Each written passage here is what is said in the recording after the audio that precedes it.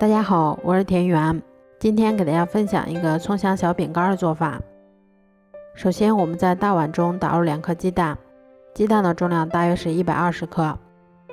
接着我们先加入30克的白糖，然后再加入30克食用油。接着我们用打蛋器先把它们充分搅拌均匀。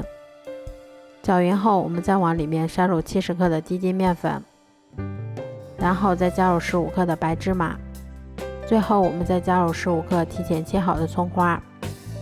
接着我们用打蛋器画 Z 字形，把它们充分搅拌均匀，一直搅拌成像这种细腻粘稠的糊状就可以啦。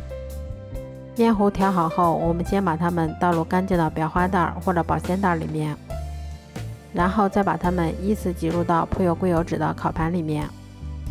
接着我们再把它放到烤箱里面，烤箱中层上下火160度烤20分钟左右就可以啦。这样做出的葱香小饼干吃起来非常的酥脆香甜，咬上一口还有一股浓浓的葱香味儿。如果喜欢的话就试试吧，喜欢我的视频就关注我吧，谢谢您的支持。